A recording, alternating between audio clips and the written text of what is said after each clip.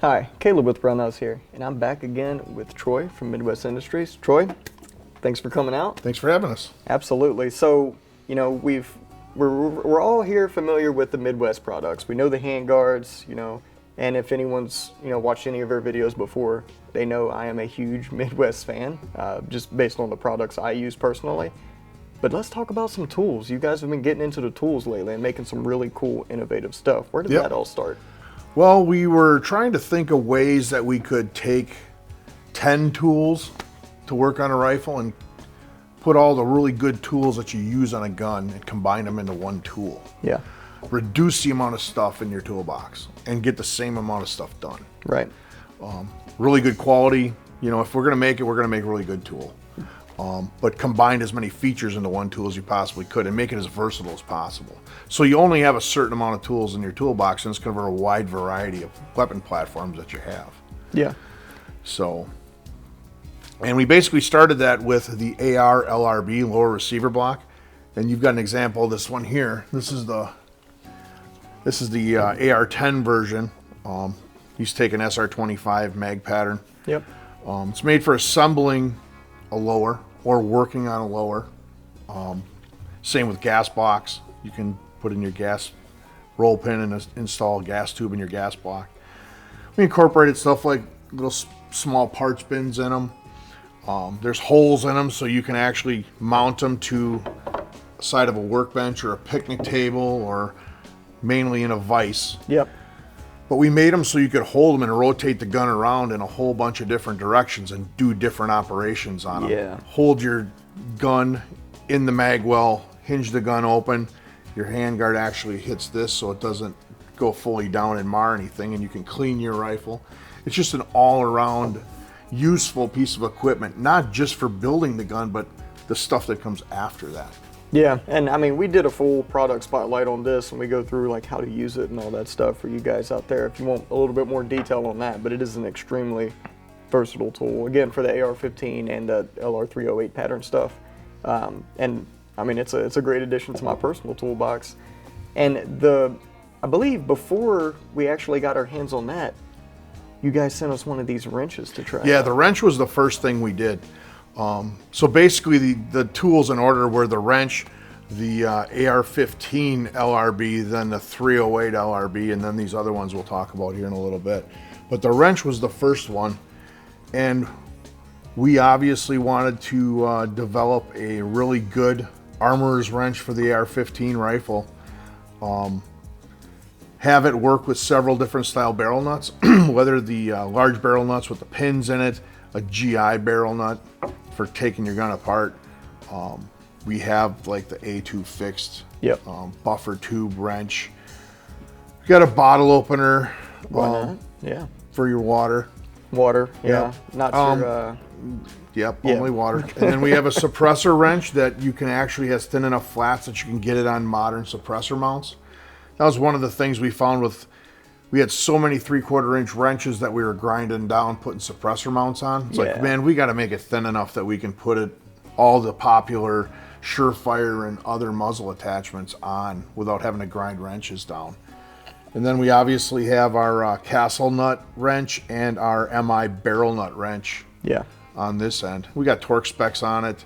It's good quality 4140 mag phosphate finished. There's a little hammer on here. You'd really need one. But yeah, that's kind of where we started was the basic armorer's wrench. Yeah, and when you guys sent us that, the first two things I did whenever I picked it up was I checked, that slot for your muzzle device to see how thick it was, and I saw you guys made it smaller, and I was like, okay, awesome. And then the next thing I checked was the actual castle nut area, because a lot of wrenches are actually fully enclosed right there. Yep. And you can't get them over some of the older pistol-style buffer tubes. You can't use that. Yep. But this wrench, you can use it on all that stuff. So this wrench right here is actually the one off of my personal workbench. We're doing a video on. That's why it has some wear marks on it. It's not going to come with those wear marks. You got to do that yourself. But yeah, and y'all have some other really cool tools coming out here. Let's talk about those. So we had really good success with the AR and the AR-10 LRBs. And what's the next most popular, probably patterned gun out there in the world? AKs. The AK.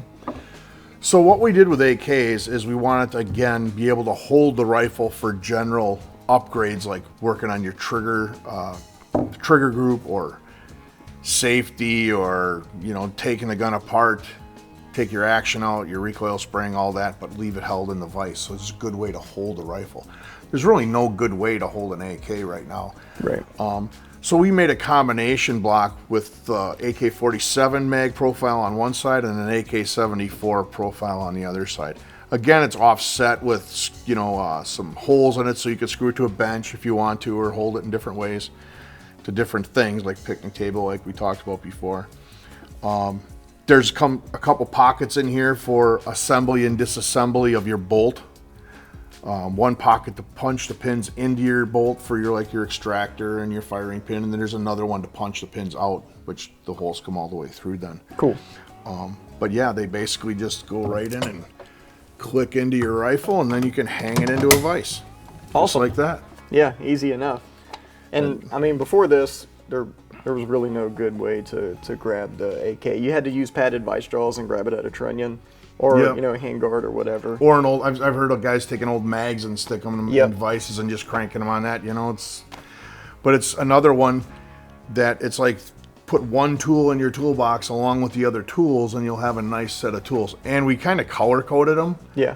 The AK is a burgundy color. The AR type series gun blocks are blue, and we're kind of going on that route too. So if you just take a glance in your box, you know what you're grabbing. Yeah, absolutely. You know, so as a gunsmith, my toolbox is basically overflowing. I'm just trying to get, you know, as versatile as a toolbox as possible, and this is definitely going to save me some space, and it's solving a problem that I have. So that's a really cool thing as well.